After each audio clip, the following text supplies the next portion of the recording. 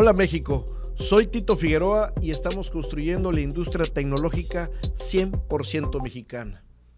En nuestro recorrido de demostrar que México es una gran nación, en nuestro recorrido de demostrar que los mexicanos somos chingones, pero que tenemos que conocernos, hoy nos encontramos en la Universidad Tecnológica de Tabasco y estamos con el maestro Marcel Ruiz Martínez, director de la División de Administración y Negocios. Maestro, muchas gracias por maestro la oportunidad de recibirnos en esta extraordinaria universidad.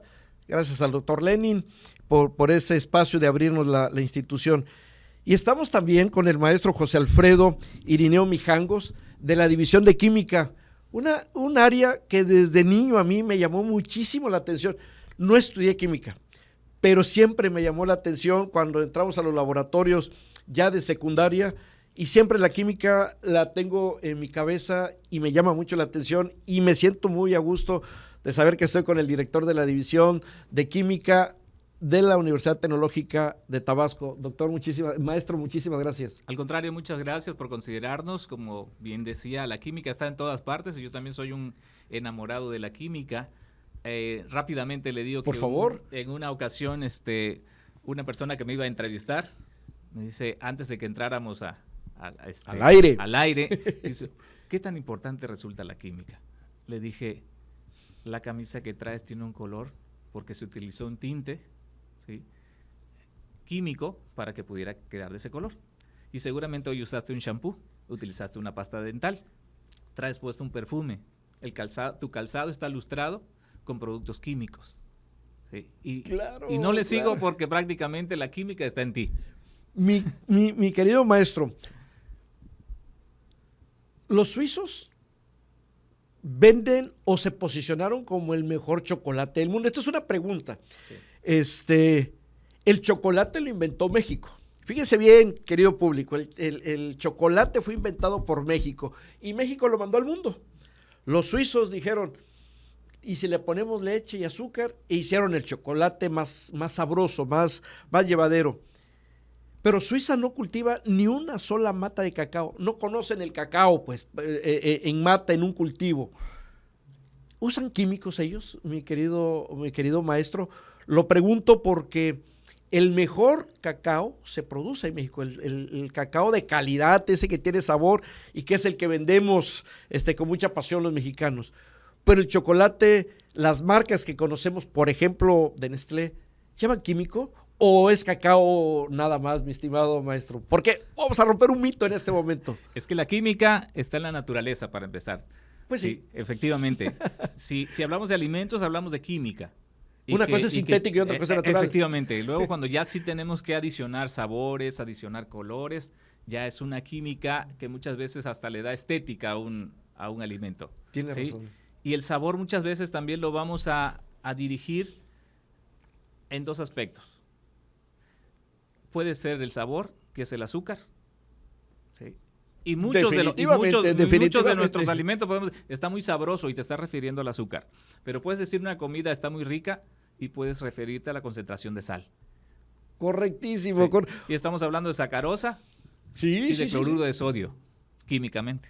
Fíjese, vamos a regresar a este tema porque, y acuérdense, México puede hacer el mejor chocolate del mundo. Yo juro que sí. Y le voy a decir por qué.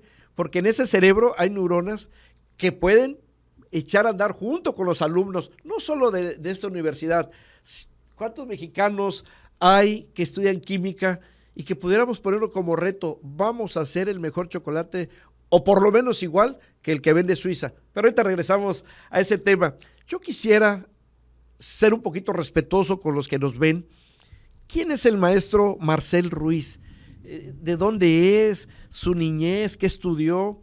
¿Qué lo inspiró? ¿Cómo llega hasta acá? Entonces vamos, de dónde nace, sus papás, su secundaria, su preparatoria, su universidad, y cómo está aquí hoy el maestro Marcel. Claro que sí, maestro Tito, pues un gusto también que nos haya considerado y venir para acá. Pues yo nací en Orizaba, Veracruz, el 4 de enero de 1975, por allá, por tierras un poquito más frías. Estuve viviendo en Poza Rica, Veracruz también. Estudié ingeniero químico en Monterrey. Y después vine para acá a estudiar la maestría. Y aquí entré a trabajar a la Universidad Tecnológica de Tabasco. Y heme hoy aquí. Aquí estoy con mucho gusto. ¿Dónde estudió la primaria? ¿Allá en Orizaba? Sí, allá en Orizaba, en el Colegio México. ¿Y la secundaria? La secundaria en Poza Rica, Veracruz. Ok, ya de Orizaba pasó Tepeyac, a Poza Rica. Exactamente. ¿Sus papás se cambiaron de Sí, de trabajo y todo, y ahí estuvimos. Y después de Poza Rica ya me vine para Tabasco, aquí estudié la prepa, y de aquí ya me fui a Monterrey. Allá estudié la universidad. Ah, ok. Sí. ¿Y cómo selecciona el maestro Marcel química? ¿Qué sucedió en su vida, maestro? Bueno, lo que pasa es que mis papás, los dos son ingenieros químicos, entonces yo los admiraba mucho. Yo todavía alcancé un momento donde veía a los estudiantes de química de la facultad trabajar con productos químicos, matraces y todo eso. Entonces, a mí me hubiera gustado de niño, pues ya ve que de niño uno fantasea mucho. A mí me hubiera gustado crear un monstruo en aquel entonces, porque decía, veía películas donde una persona se tomaba algo y se convertía en monstruo. Entonces sí, decía, qué interesante. Entonces, ¿será que se podrá, no? Y me interesó mucho el tema de la química. Y me metí a estudiar eso, ingeniería química, y realmente fue no por las mismas razones, porque ya cuando uno va creciendo, va madurando, pues cambia la forma de ver la vida, pero siempre me llamó por una u otra razón la atención la química, y me gustó mucho. La verdad es que mi carrera me gustó mucho, y estudié ingeniero químico y de sistemas, entonces también sé algo de computadoras. ¿Cómo convive un niño que después decide estudiar química con unos papás que son químicos? A ver, te voy a revisar la tarea, iba con alguna ventaja. ¿Cómo sucede cuando papá y mamá son químicos y yo voy a estudiar química? ¿Discutían en algún momento en la mesa? No llevábamos eso a la mesa. No, para nada. No, normal. Yo creo que simplemente aceptaron mi vocación, y yo solito recorrí el camino. Totalmente normal, no, nada del otro mundo. Sí, lo comento porque la química no es, son muchos números, da pie a que, y si hacemos un shampoo, porque pues hay quienes han estudiado química, y cuando presentan proyectos, presentan un jabón, presentan una serie de cosas, y dice uno, Chihuahua, México tiene futuro, le puede pegar a esas grandes marcas de productos que son carísimos por la marca, y hacer algo que le compita o mejore esos temas. Qué interesante historia. Gracias, se platicaba algo así de queremos un desodorante, no sé. Es que realmente la ingeniería química se va a los macroprocesos industriales. La química, como la licenciatura química, los licenciados en ciencias químicas, ya se van al desarrollo y al diseño químico de los productos con un nivel de detalle más profundo. Entonces, un ingeniero químico es más para un proceso macro. Se supone que el proceso en micro, en laboratorio, en términos generales ya está diseñado, y un ingeniero químico lo que hace es pasar de la parte del laboratorio a la parte industrial. Ya. ¿Qué equipos van a usar? ¿Qué intercambiadores de calor? Un balance de materia, un balance de energía. Cuestiones macro para procesos industriales, los residuos que va a haber, las afectaciones al medio ambiente por la emisión de productos, etcétera. Eso sí lo ve un ingeniero químico. El diseño como tal, por ejemplo, de fármacos, de medicinas. ¿Ya es un químico? Típicamente hay diferentes disciplinas, pero la primera que me viene a la mente es el licenciado en ciencias químicas. Es el que diseña en laboratorio, pero ya del laboratorio, ya que está diseñado, escalarlo a escala industrial, esa es la especialidad de los ingenieros químicos. Mire, pues, estamos aprendiendo, ya nos ubicaron. Un ingeniero químico es la parte industrial, y vienen unas especialidades de química que veo al maestro José Alfredo, que por ahí sí va su especialidad.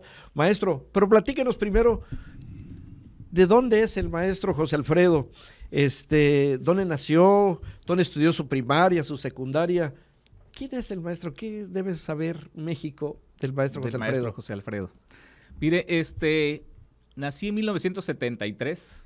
Son chavos ustedes. Somos chavitos todavía.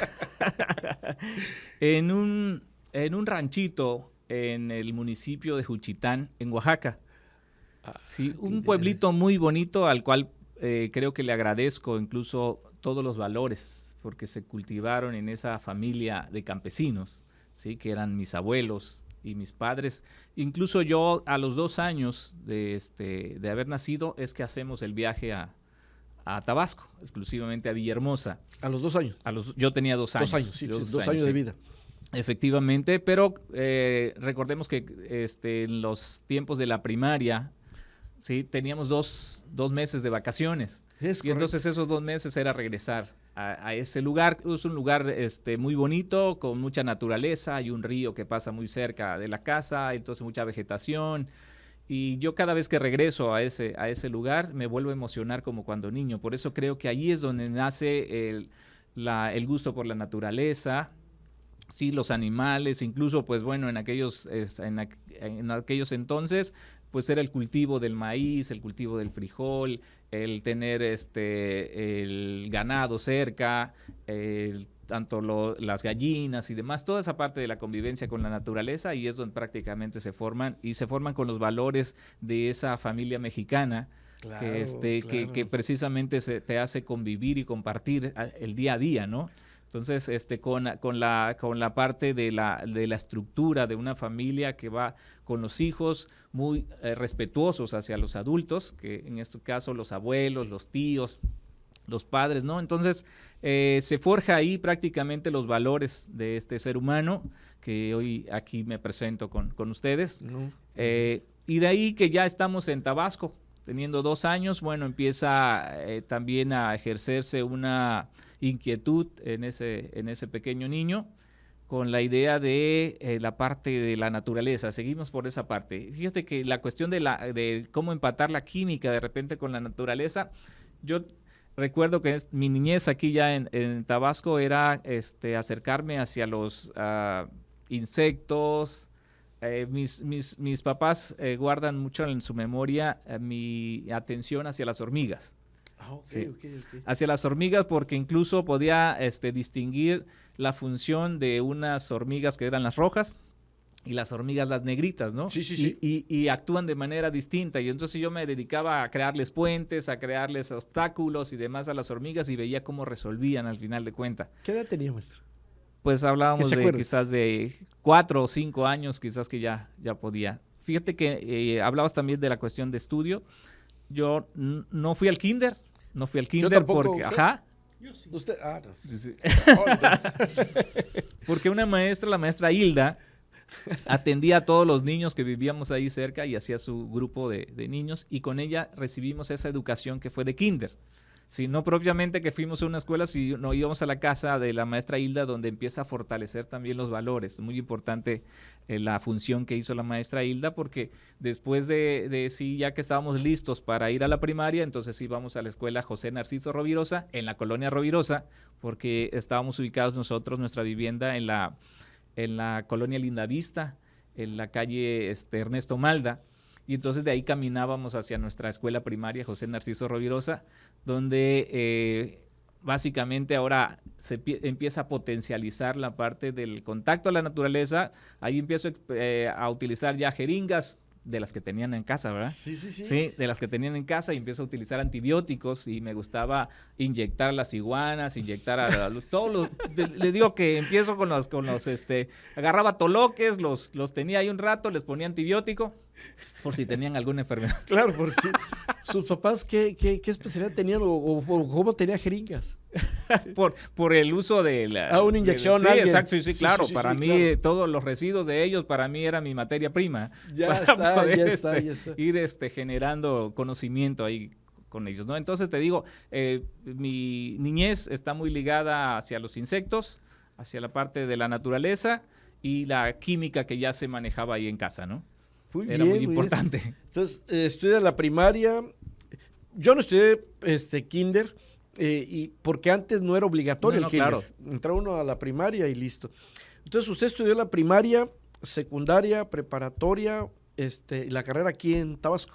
Sí, claro. Ya la secundaria nos fuimos a la Federal 2, la preparatoria el Cebetis 32, y la carrera la hicimos en el Instituto Tecnológico de Villahermosa, cuando anteriormente se llamaba así, ¿no? Sí, así se llama. Qué interesante historia, maestro José Alfredo, que desde niño se tiene una inquietud y seguramente se empieza a generar un propósito, ¿no? El de querer aprender más. El maestro Marcel, de sus padres química, y empieza a despertar un propósito. Y yo creo que el ser humano que tiene un propósito sabe hacia dónde se dirige. Cuando no hay un propósito, es como una culebra sin cabeza o una gallina sin cabeza para donde jale. O a qué se despierta una persona que no sabe hacia dónde va. Sí, claro. Entonces eran unos personajes con propósito. Jóvenes, conozcan a sus maestros, suscríbanse al canal y pregúntenle a sus maestros varias cosas, porque aquí hubo un niño inquieto que vio hormigas. Algunos, en Chiapas hay unas hormigotas que llaman ucú, y de niños los ponían a pelear, las hormigotas. Aquí hay un tema interesante de un individuo que desde niño empieza a despertar una curiosidad y se va por la naturaleza, los animales. Imagínense inyectar a una iguana o no sé qué animal haya agarrado una rana, inyectarla. Qué interesante. Conozcan a sus maestros, mexicanos extraordinarios. México tiene que conocer al maestro José Alfredo, al maestro Marcel. La división de administración y negocios. Hoy el tema de la inteligencia artificial, que vino a ser como una bomba atómica que sin esperarla se vino a disparar y va tendido. Esta división, ¿cómo va acorde con lo que se está dando? Por ejemplo, a manera de tratar de explicar mi pregunta, en la primera revolución industrial, cuando se empezaron a automatizar, siempre pensamos que el ser humano iba a ser desplazado. Y en realidad se empezaron a crear ingenierías, gente que empezó a crear máquinas. O sea, fueron otras oportunidades de negocio. Y así vino la segunda, la tercera y seguramente la cuarta revolución industrial seria será este tema de la inteligencia artificial. Administración y negocios. ¿Cómo enfrenta ese tema su división, mi estimado maestro Marcel? Claro, gracias, maestro Tito. Pues primero me gustaría platicar, porque tu pregunta es muy interesante y sí requiere un poquito de contexto. Yo conocí a un profesor que estuvo trabajando en un centro de análisis de datos en Pemex hace muchos años. Y él me platicaba o me relataba cómo había un piso entero dedicado al análisis de datos. O sea, un piso, con los ingenieros con su tipo de escritorio como de diseñador, de arquitecto, mucha gente trabajando, etcétera. Poco a poco, esa cantidad de gente fue reduciéndose, y al final todo el piso fue sustituido por una persona que sabía usar Excel. Entonces ya no era necesario todo el personal que hacía las diapositivas, ya se hacían rapidito. Una persona lo puede hacer rápidamente en PowerPoint. Antes, para hacer una diapositiva era exageradamente tardado, tenía que saber algo de diseño para poder hacerlas. Sale el PowerPoint, después el análisis de datos, sale el Excel. Cuando todavía se usaban las antiguas reglas de cálculo, ¿no? Para hacer los cálculos. Claro. Se fue agilizando y se fue reduciendo ese personal. Es importante tener la capacitación en las tecnologías emergentes. Por ejemplo, las tecnologías emergentes, ahorita utilizamos Ofimática prácticamente aquí en la UT, el Office 365, y gracias a esas licencias nosotros tenemos una actualización inmediata en lo que es la paquetería, el software, todo eso. Y se invierte mucho en la capacitación tanto de profesores como de alumnos en las diversas herramientas tecnológicas y en el uso completo de la herramienta tecnológica.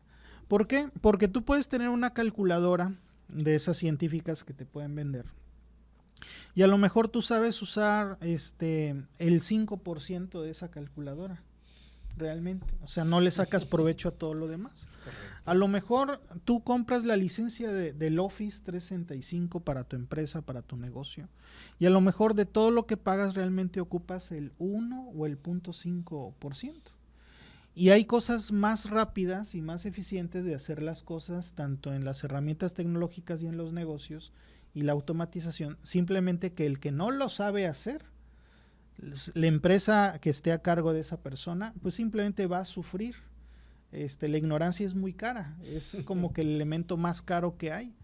O sea, una persona que no sabe, que tiene una empresa, una dirección, pero no tiene ciertas carencias en ciertos campos o habilidades del conocimiento o en ciertas competencias, simplemente va a perderse de los beneficios de haberlo sabido, ¿no? Entonces, una persona que sí adquiere rápidamente las herramientas y las capacidades tecnológicas de las tecnologías emergentes, tiene una ventaja sobre todos los demás. Entonces, lo que hay que hacer es adaptarse al cambio y ser, como le dicen, un aplicador rápido de la tecnología. Emerge una tecnología, hay que aprenderla a usar y hay que aplicarla al mundo de los negocios. Si no, pues se puede uno quedar atrás y perderse y dejar de ser competitivo. Entonces, ¿cómo lo afrontamos? Ahora sí, ¿cómo lo afrontamos? Con capacitación de los docentes, de los alumnos. Los programas de estudio se están actualizando de forma continua, ya por normativa, cada 4 o 5 años se hacen los estudios de análisis situacional del trabajo, se identifican las tecnologías y las técnicas emergentes del campo de conocimiento de las carreras y esas se aplican para la renovación de los planes de estudio. Pero hay veces que 4 o 5 años es mucho tiempo, entonces se ocupan además convenios con empresas del sector productivo, cambia una legislación, por ejemplo, para los contadores, cambia la legislación de cómo hacer las declaraciones anuales, cómo hacer la declaración de impuestos, que ahora el trabajador tiene este derecho más, etcétera, etcétera. Entonces, al cambiar todos esos elementos, pues se les da una capacitación con especialistas. O sea, se consigue el especialista, se les da la capacitación, se prueba que realmente tienen esa capacidad y eso enriquece el currículum tanto de los profesores como de los estudiantes. Entonces, es un continuo aprendizaje que no podemos quedarnos atrás en esta evolución tan vertiginosa de la inteligencia artificial y de las nuevas herramientas tecnológicas. Entonces, ¿qué carreras tiene la división? Administración, bueno, de licenciatura en innovación de negocios y mercadotecnia, enfocado a la mercadotecnia. La licenciatura en gestión de negocios y proyectos, enfocado al desarrollo de proyectos de negocio, ya sea de nuevos negocios desde cero o de expansión de negocios existentes. Y la licenciatura en contaduría. Con la primera que empezamos es con la licenciatura en gestión de negocios y proyectos. ¿Sí? O con esa empezamos a operar la división. Encontramos que en la creación de nuevos negocios había deficiencias importantes para los emprendedores. Es correcto. Primero, una deficiencia importante es la administración financiera, el manejo del dinero. O sea, podías vender muy bien, pero si no sabías pagarle a los trabajadores, no llevabas control de nómina, no llevabas control de dinero, no sabías hacer inventarios, no sabías cómo representar esos inventarios en los activos. El negocio cuando hay desorden en la casa, como cuando gastas de más, no sabes cuánto dinero tienes, etcétera, se cae fácilmente el negocio, ¿no? Entonces el dinero es sumamente importante, es la razón por la cual pone una persona, un emprendedor, un negocio. Entonces tener el control fino del dinero es lo que hace un licenciado en contaduría. Entonces, además de la licenciatura en gestión de negocios y proyectos, pues se requiere un contador. Siempre que haya dinero se va a requerir un contador. Pero también otro problema de los emprendedores en los negocios es que puedes tener el mejor contador, puedes tener el mejor proyectista de negocios, pero si no vendes, ¿qué vas a hacer? O sea, puedes tener el mejor sistema de gestión de calidad, todo lo que tú quieras. Pero si no logra vender tu negocio, no tiene ningún sentido que tengas lo mejor de lo mejor. Invertiste mucho en equipo, en inventarios, en maquinaria, etcétera, pero no vendes. Entonces quiebras de inmediato. Lo que se necesita entonces es otro profesionista, uno encargado de vender, que es lo que hace el licenciado en innovación de negocios y mercadotecnia. La proyección del negocio, la proyección de la imagen, la creación de canales de comercialización, búsqueda de clientes, búsqueda de mercados, un plan de mercadotecnia, un plan de medios publicitarios. Todo eso lo hace el licenciado en innovación de negocios y mercadotecnia. Entonces, básicamente, abarcamos las áreas que requiere el sector productivo en términos de las competencias del conocimiento económico administrativo. Qué interesante, porque pues en nuestra época habían grandes empresarios que ni la primaria habían estudiado y era el que vendía el calzado, el que vendía las semillas, y eran empresarios muy, muy fuertes. Y con esta revolución de la tecnología, pues aparece Amazon. Y empieza uno a ver incluso cómo empiezan a cerrarse algunos negocios. Qué interesante este tema, porque el ingeniero está innovando y puede sacar algún producto, una tecnología emergente, pero tiene que haber alguien que lo sepa vender para hacer riqueza, generar riqueza. Ese es algo, para mí, bien planeado en un tema de ingeniería, de una universidad tecnológica. No se puede despegar de la parte de negocios. Maestro José Alfredo, ¿qué lo inspiró a estudiar? ¿Quién lo invitó o cómo estuvo? Entendí su curiosidad por desde niño en el tema de inyectar y todo, pero ¿cómo llega a estudiar química? ¿Cómo decide estudiar química? Sí, mira, hablábamos ya de la preparatoria, y en la preparatoria, con la experiencia que ya traía en cuestión de inyecciones y demás, ¿no? Estudié laboratorista clínico en el Cebetis 32, y pues ahí entonces sí ya me di vuelo con la cuestión de sacar sangre, ¿no? Y utilizar la jeringa. Básicamente con la experiencia de laboratorio en laboratorista clínico, pues mi curiosidad se seguía favoreciendo por el campo donde me desarrollaba, ¿no? Yo hice mis prácticas, mi servicio, mis prácticas en el hospital del ISSSTE, donde ya básicamente teníamos que, ahora sí que trabajar con pacientes, ¿no? En vivo, ya no entre compañeros, porque entre compañeros decíamos, pues a ver, done un brazo para sacar la sangre, ¿no? Y ahora tenías que enfrentarte a los niños, porque las venas son muy delgaditas, a los ancianos, y muchas veces es complicado encontrar las venas. Entonces, claro. Sí, fue una actividad, y ese tiempo yo lo recuerdo con mucho gusto en el ISSSTE, porque ya el químico incluso nos dejaba como responsables. Interesante. Es decir, que venimos trabajando bien, que nos dejaba la satisfacción, ya que incluso decía, te encargas de todos los pacientes que están en hospital, ¿no? Estamos hablando de un joven de 17, 18 años. Prácticamente. Que no por ser joven no era serio, pues, en lo que hacía. Ahí tuve una experiencia muy bonita, precisamente en lo que dices. Yo llego porque yo tomaba sangre en labor, en cuneros, y estaban durmiendo los bebés, los recién nacidos, ¿no? Y había que ir a tomar el grupo de sangre. Y entonces tienes que tallar su talón hasta que se pone prácticamente rojo, y poner la lanceta y tomar la muestra, ¿no? Y yo cuando llegaba, los niños todos estaban dormiditos, los bebés estaban dormiditos. Y pues cuando me retiraba ya todos quedaban llorando, ¿no? Ahí pasó. Sí, pero cuando uno lo hace con delicadeza, ese piquete, a veces ni se despierta el bebé. Sí, tiene uno que saberlo hacer muy bien. Pero también tengo una experiencia muy bonita. Llego a una cama donde había una señora que estaba, a cual estaban atendiendo, y yo traía mi orden de tomar para glucosa, para coagulantes, y traía una muestra también de embarazo.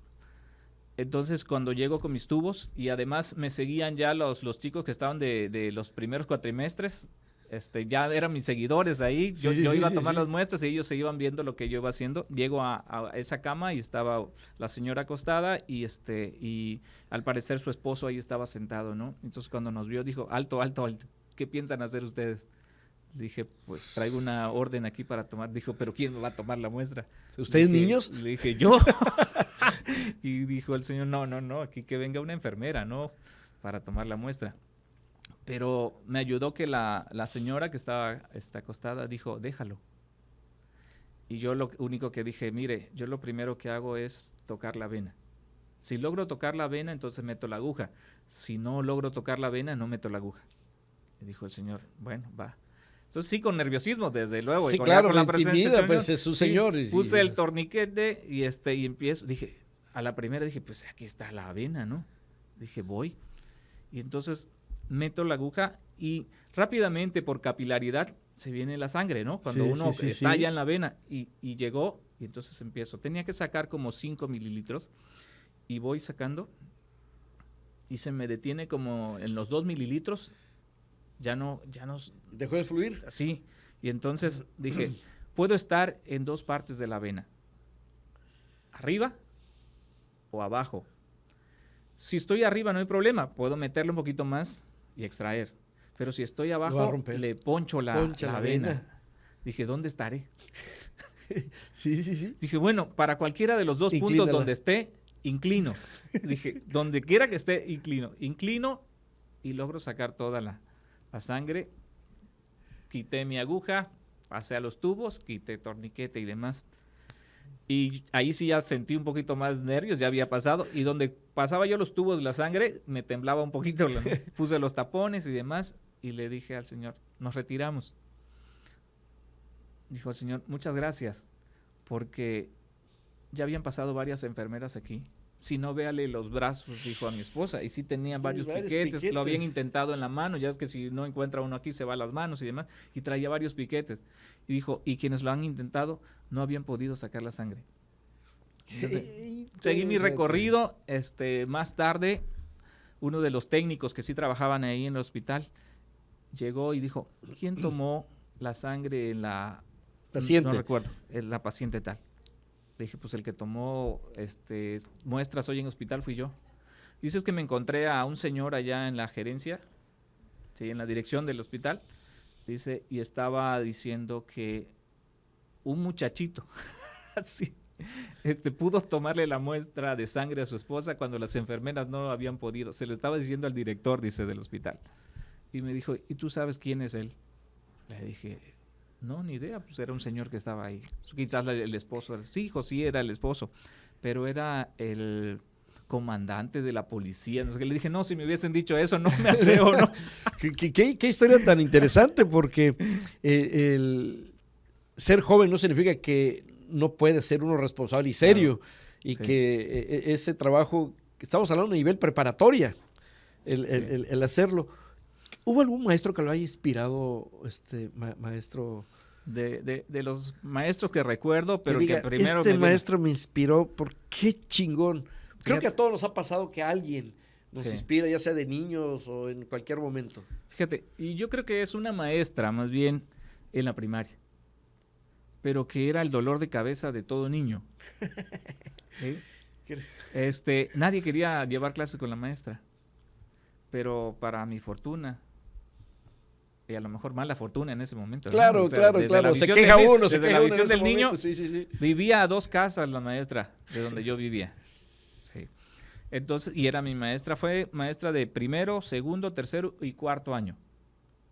Usted dijo algo importante hace rato de que regresa a Oaxaca y ese tema del respeto que mencionaba. Y lo traigo a este momento porque el maestro era de profundo respeto que los alumnos tenían. O sea, no trato de poner en contexto, porque hoy, si la maestra vive al lado mío, pues yo creo que no pasa nada. Pero en aquel entonces, tener a la maestra muy cerca y lo que representaba el maestro, por eso lo pongo en contexto. Creo que, te digo, desde la perspectiva del niño, era terrible. Sí. Era terrible, ¿por qué? Porque era la maestra más complicada, podríamos decir, en la cuestión de carácter. Sí. Claro. Tenía un genio terrible la maestra, ¿no? Entonces la maestra Antonia, que en paz descanse, y enfrente de su casa estaba el campo de fútbol. ¿Hiciste la tarea? Yo para hacer tarea fui muy complicado, O sea, que yo me concentrara en la tarea todavía me pasa con algunas cosas. Muy distraído, un niño muy distraído, con cualquier ave, con cualquier animal, con cualquier persona, con lo que yo vea ya me distrajo de lo que yo estoy Los haciendo. garrobos de aquí. No, claro. No, yo cuando hago el recorrido de aquí a mi edificio, me voy en toda la laguna y viendo qué puedo observar, ¿no? Entonces era un poco complicada, pero le atribuyo a la maestra Antonia, porque todos los niños tenían mucho miedo. Y vivía enfrente del campo de fútbol. Imagínate, si yo quería jugar, no llevaba la tarea, pero esa tarde estuve jugando fútbol, lo sabía la maestra, ¿no? Y lo decía en el grupo, créeme. Sí, cuando revisaba la tarea decía, a ver, Alfredo, no, pues no lo terminé, ¿no? Y decía, no terminó la tarea, pero toda la tarde se la pasó jugando fútbol ahí, porque yo lo vi, ¿no? O sea, no había para dónde esconderse. Es que eran una autoridad, en aquel entonces eran, incluso en algún, no estoy diciendo que era bueno, pero incluso le daban su barazo al muchachito. No, las reglas que todavía las venden de metálicas, sí me tocó con la maestra Antonia, sí me tocó en las manos. Sí, o sea, lo pongo en contexto porque nos están viendo jóvenes que nacieron ya con la tecnología, que para ellos un teléfono celular, concebir que no exista eso, para ellos no, ya nacieron con teléfono celular. En aquel entonces no, el maestro era una verdadera autoridad. Y los papás, curiosamente, lo llevaban a uno, decían, aquí está mi hijo, haga lo que quiera. Y hacían lo que querían. A ver, pon las manos, sal el reglazo. Sí. La maestra, esa era la maestra Antonia. La maestra Antonia, sí. Y entonces de ahí yo creo que la disciplina de querer hacer las cosas bien con esa forma, a lo mejor no llevándolo al extremo de las formas que se utilizaba la maestra Antonia, pero sí de hacer las cosas bien, ¿no? Entonces, como laboratorista clínico, un buen desempeño, sin embargo, ahí todos mis compañeros, la mayoría que entra laboratorista clínico, tiene la línea que es la medicina. Claro. Y entonces cuando empezamos a tratar de decidir, yo decía, medicina, ¿será que es medicina lo que yo quiero estudiar? Pensaba que quería ir todavía más allá en la cuestión de las moléculas. Ok. Y entonces yo decía, sí es química, o sea, ya es química, pero ¿qué parte de la química es la que quiero estudiar? Entonces voy al Instituto Tecnológico y veo las carreras y ahí estaba la que decía bioquímica. Dije, a ver, ¿de qué se trata esta? No, pues de las moléculas fundamentales de la vida. Dije, a ver, ¿cómo está? ¿Sí, no? Y cuando ya me empiezan a hablar del ADN, y dije, no, de ahí soy yo. ¿Sí? Las proteínas, los aminoácidos, ¿sí? los azúcares. Dije, esto es lo que yo quiero, ¿no? Entonces, y empiezo a estudiar bioquímica ya en el Tecnológico. Aunque estaba más dirigida a la parte de alimentos, porque se llamó anteriormente la carrera bioquímica de alimentos. Sí. Cuando iniciamos nuestra generación ya le habían quitado lo de alimentos y se quedó como bioquímica. Aunque me hubiese gustado más que fuera bioquímica médica, ¿sí? Porque era en esa línea, ¿sí? Sin embargo la estudiamos como bioquímica y yo dije, bueno, con esto tenía ya los elementos de lo que yo quería saber, de dónde partía prácticamente la vida, ¿no? Y yo decía, la misma de los animales, la misma de las personas, de las plantas y demás, parten de las mismas estructuras. Tiene que haber aminoácidos en ellas, tiene que haber... incluso las hormigas negras. Efectivamente, sí, y que con ellas, hoy en día todavía me puedo quedar un buen rato observando un hormiguero. Sí, porque hay mucho de la forma en cómo trabajan las hormigas. Sí, la asociación que hacen las hormigas, tanto para defenderse, Pareciera que tuviera el celular, ¿no? Su forma de comunicar, parece que las antenas, algo sucede con ella porque está por allá y exploran como las abejas, y así. Posteriormente ya es la comunicación con las otras para poder llegar a lo que hayan encontrado, ¿no? Que pueda ser alimentos o que pueda ser. Empezamos nuestra plática de los suizos que son unos chingonazos haciendo un chocolate y que ganan miles de millones de dólares. ¿Ustedes creen que México, a este momento, hoy, sí, con la infraestructura que tiene a nivel nacional el país en las universidades públicas y privadas, con el recurso humano como usted, como químico, como directores de división, ¿cree que México puede crear tecnología 100% mexicana? Y tecnología, cuando me refiero a tecnología 100% mexicana, me refiero a que diseñe un chip, a que si vas a diseñar un teléfono, no se trata de ir a traer una parte, la compro en Corea, la otra, ese es un ensamblador. Yo hablo claro, de procesador, crear el procesador. ¿Ustedes creen que podríamos, como país, ya explorar, crear una industria propia? Yo pienso que sí, y que lo pudimos haber hecho ya hace varios años, mira. Tal vez nosotros incluso nos hemos visto, los mexicanos, quizá como consumidores, Lito. Sí, como consumidores, y nos pusimos esa etiqueta hace varios años de consumidores, y entonces todo lo que nos llega, de entrada, a veces del país que venga, ya le damos una calidad. Sí. La marca que traiga, ya le damos nosotros mismos una calidad. Es más cómodo, ¿no? Yo a veces he preguntado incluso aquí a muchas personas, mi especialidad es la parte de aguas, ¿sí? Tanto de proceso como aguas residuales. Okay. Sí, sí. Y yo muchas veces hago esta pregunta: ¿qué agua bebes en tu casa? Y dije, ¿y la bebes por qué?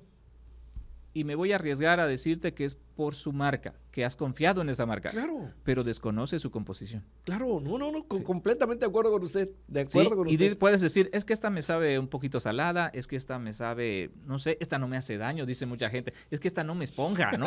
Sí, y demás. Y le encuentran muchas respuestas. Pero la pregunta es, ¿tú crees que esa agua que te puedan vender de diferente marca y que tiene diferentes precios, la puedes hacer en tu propia casa? Claro. Ajá. Y a lo mejor con un mayor cuidado, y puedes estar seguro de la calidad que tú te estás consumiendo. Y pasa lo mismo, pero como yo siento que traemos una mentalidad solamente de consumidor, es decir, ¿qué hay de nuevo? ¿Qué ha llegado? Solamente preguntar, no, ¿qué puedo crear yo? Entonces, pero el mexicano es muy creativo. Por eso sale ese dicho de las mexicanadas. ¿Por qué? Porque cuando no tenemos para resolver algo con dinero, lo amarramos, vemos qué cosas le hacemos, y entonces sale de ahí la mexicanada. Pero ese mismo ingenio es el que nos puede llevar a crear nuevas cosas, ¿sí? Pero a lo mejor no competir con algo. A lo mejor podemos ver un teléfono y dice que trae muchas funcionalidades. Dice, ¿será que nosotros podemos hacer algo como ese? ¿O podemos hacer algo superior a ello?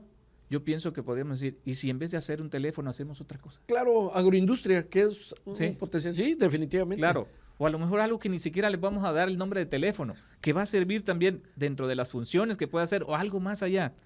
¿Sí? Claro. Y tú dices, pues hagamos puedo decir hasta un nombre cualquiera que se me vino a la mente, ¿no? Como alguien dijo una vez, a ver, créanme un animal, ¿sí?, que no sea terrestre.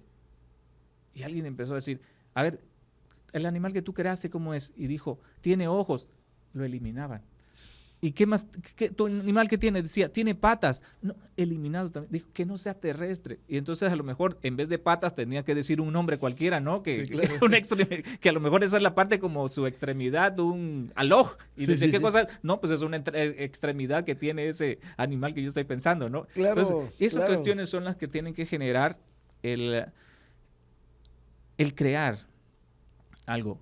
Pero no partir, a lo mejor es partir, quizás no tengamos que partir de la nada, pero de lo que yo creo que sí tenemos que partir es de la necesidad. Fíjese que está dando en el clavo un tema que yo que quiero comentar, y vamos a empezar a cerrar. Yo quisiera que le pidieran a sus alumnos que vean el video, que conozcan a estos extraordinarios mexicanos. No importa si son de Tabasco, si son de la UTAP, de la UTETAP, donde se encuentren mexicanos, conózcanlos, de veras historias inspiradoras, y valdrá la pena que pregunten muchas cosas. Hace unos días, maestro Marcel, fui al supermercado y fuimos a comprar jabón. Ya vamos a ir cerrando. Fuimos a comprar jabón y el jabón que yo usaba de X marca siempre olía y me gustaba. Y hoy lo siento y huele menos y tarda menos. Y ¿por qué? Porque le pegamos al consumismo, a que se acabe menos, o sea, que se acabe más rápido, Y decía, híjoles, un jabón lo puede hacer. Cualquier estudiante de química puede hacer un jabón. Y por supuesto que nos toca como país decir, oye, México va a sacar un jabón. Pero ese jabón le compite al mejor de la marca. No por ser mexicano tiene que ser de baja calidad, sino vámonos a sacar un jabón y consumamos ese jabón. Yo creo que nuestros jóvenes necesitan visualizar que hay un mundo de oportunidades, no porque está creado, ya no se pueda crear. Lo que está creado es obsoleto, porque ya se inventó en ese momento, empieza a ser obsoleto.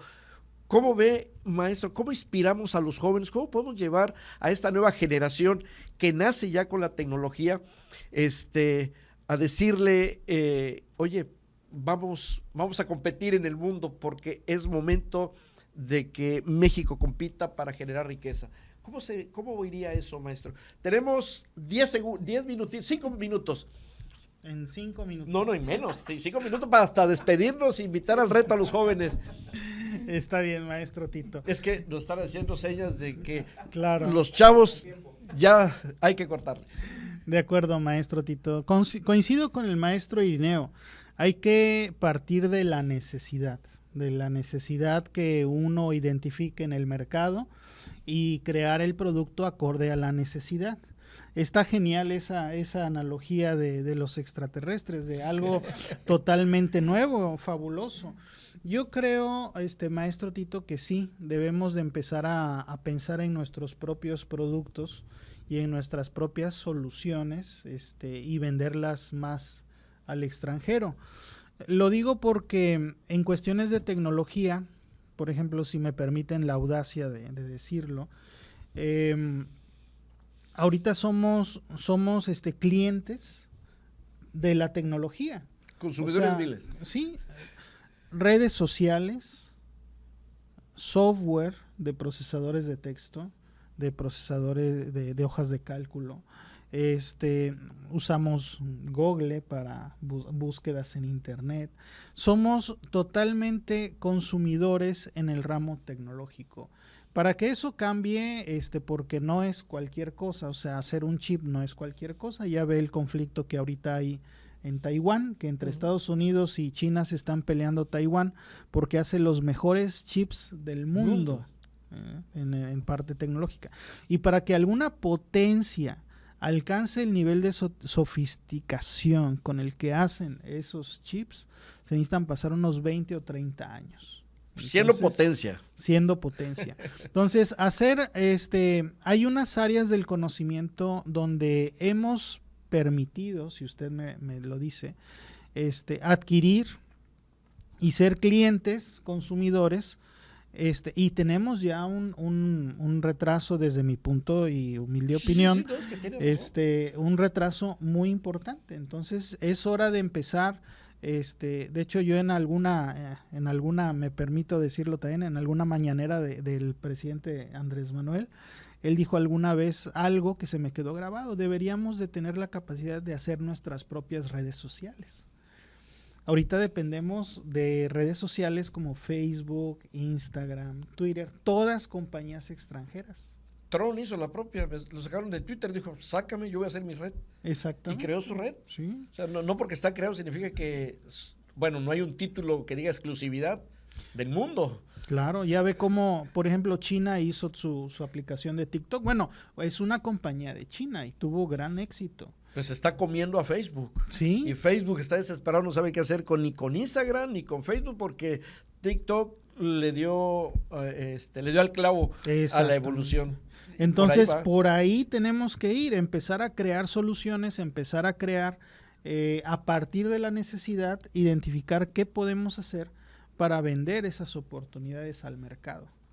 Maestro, yo quiero que me permitan en otro momento una segunda parte de esta plática, porque yo necesito que los jóvenes nos pregunten, porque vale la pena que sepan que la capacidad que tiene una institución hoy y que ellos están adquiriendo ese conocimiento, pueden ir a competirle al coreano, al alemán, al que sea, pero lo único que tienen que hacer es ponerse a hacer. Y yo quisiera que me permitieran que captar la atención de jóvenes que tengan ese deseo, ese cariño hacia México y comprometerlo, maestro, si usted lo acepta, solamente si usted lo acepta, hagamos el mejor chocolate del mundo. Y partamos de decir, le vamos a pegar a esa marca de chocolate suizo que hoy se lleva la riqueza y lo vamos a sacar de aquí. Hoy estamos construyendo un centro de manufactura con alumnos del CONALEP, alumnos del Tecnológico de Villahermosa, donde ustedes estudiaron, sí, alumnos de la Universidad Politécnica del Golfo de México, y ya tenemos el centro de manufactura. Hace rato platicábamos con el doctor José y el maestro Luis, de que aquí pudiéramos automatizarla, y pues vamos a tener el centro de manufactura para automatizarla. Claro. Pero ahora hay que meterle cacao y la receta secreta mexicana para que podamos vender un chocolate que la gente quiera consumir. Yo no voy mucho en la idea de que si Suiza no le interesa si trae denominación de origen, él no cultiva cacao, él le vale gorro. Él vende un chocolate y seguramente con mucho azúcar y genera una serie de temas. Nosotros podemos hacer algo diferente. Ese reto, el reto tiene dos vertientes, maestro, y le doy la palabra a mi estimado maestro José Alfredo. Una es invitar a los alumnos que vean el programa, que se suscriban, sí, y que les pregunten, porque hay una segunda parte, porque nos quedamos trabados en el tema de la tecnología. Es muy amplio. Lo que las nuevas generaciones tienen hoy la posibilidad de crear y van a crearlas, si ellos no la crean, lo van a crear otros. O sea, pero de que esto va a revolucionar, y ahí es donde me quiero meter el tema en específico para la siguiente plática, y así empezaríamos si están de acuerdo. Pero, maestro, este reto, y el reto es para los dos maestros, los dos directores de división, creemos el mejor chocolate a partir de los elementos químicos que podamos darle, es eso que a usted le inspiró desde niño y hoy ve la química como el origen de la vida y etcétera. ¿Qué podemos hacer para que cuando una persona se mete un chocolate diga, este chocolate es la vida? Esa es una. Y la otra es, ¿cómo competimos para vender ese chocolate al mundo? O sea, que conquista el paladar de México y conquista el paladar de los mexicanos. Esa es una parte técnica, pero hay una parte de poderlo tener, la inversión necesaria, vender las máquinas, porque las máquinas las hicimos, las van a automatizar mexicanos. Ese es el reto al que quiero invitarles. Yo sé que cada uno tiene su tarea, su trabajo, pero hoy es momento de México, de crear a México, de hacer algo. Y si hay jóvenes que se logran enganchar y decir, no me importa si es servicio social, no me importa si estoy en primer semestre, usted era un niño y veía las hormigas, pues queremos enganchar a ese joven que tenga deseos de crear y de que ame a México para llevar a México a trascender. ¿Es posible? ¿Aceptan el reto? ¿Cómo la ve, maestro? Bueno, el reto yo creo que lo aceptamos desde hace mucho tiempo. Yo recuerdo que incluso aquí se llevó a cabo en la UT la reunión con con la idea de llegar al mejor chocolate del mundo. Es correcto. Con toda la sinergia que puede haber entre las divisiones académicas, con la especialidad que hay de cada uno de los docentes, yo creo que podemos llegar a eso. Pero hay algo que yo considero muy importante. A veces incluso yo creo que hay que prepararse, yo digo a veces hay que prepararse para el retorno. ¿Y a qué me estoy refiriendo? Llevamos una carrera tanto en la parte de tecnología como en la parte de incluso la propia vida personal, que le trazamos una línea. Por ejemplo, tú le puedes trazar una línea a un joven y cuando sale de su carrera Sí, es correcto. Entonces tiene trazado que él va a trabajar y quiere una casa, quiere un carro y empieza, y casi tiene listo en la parte material, que es lo que está buscando, ¿no? Es correcto. ¿Ok? Bueno, y como sociedad mundial, también ese trayecto que teníamos en la tecnología y vamos avanzando y parece que no tiene ni dónde se detiene, ¿no? Pero hay muchas cosas que sí vamos a tener que prepararnos para el retorno. Y uno de los retornos ha sido en la cuestión de alimentos, ahorita que decías muy bien. Llegamos a la parte en nuestra carrera con los alimentos, es decir, y bueno, ¿cómo lo puedo hacer en polvo? Y se hizo en polvo. ¿Y cómo lo puedo diluir esto en el otro? Y se hizo. ¿Y cómo lo mezclo esto con otro? Y en esa carrera. Actualmente hoy pensamos en lo orgánico. Y eso es a donde yo te digo el retorno. Y regresamos a donde empezamos. ¿Sí? Todo era orgánico. Claro. Sí, pero hoy lo orgánico sale más caro, ¿no? Pareciera que... Sí. Si yo te digo que este cacao que te estoy vendiendo es orgánico, ya no cuesta lo mismo que el cacao que yo produje con fertilizantes y además utilicé plaguicidas y todo. El que yo te vendo ahora que no utilicé plaguicidas inorgánicos, resulta más caro. Entonces, para este reto que tú nos pones, yo diría, sí tenemos que retornar hacia los productores en la forma en cómo lo hacían anteriormente. Claro. Es cierto que podemos tener técnicas para producirlo más rápido, pero la idea es llegar al origen para entonces partir de ahí y como dices muy bien, cuando llegue al paladar de una persona, entonces pasa con el café, ¿no? Claro. Tú puedes probar un café de los que venden en el súper ya para soluble, porque la carrera nos llevó hasta tenerlo soluble, ¿no? Sí, es correcto. Pero si tú te vas a un pueblito, o sea, donde lo están cultivando y lo molieron y todo esto, y cuando tú lo pruebas dices, es otra cosa, ¿no? Y es carísimo. O sea, nosotros comimos gallinas,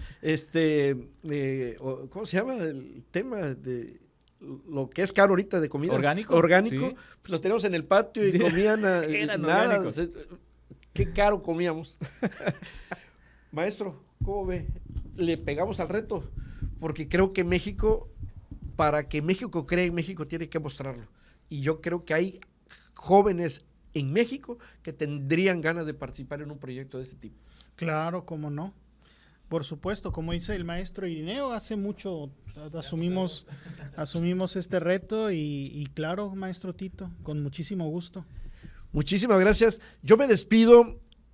Me permitiré darle seguimiento, platicar con los maestros en un segundo tema, porque el tema de tecnología, y si me lo permite, vamos a invitar al de la división de TICS, ¿sí?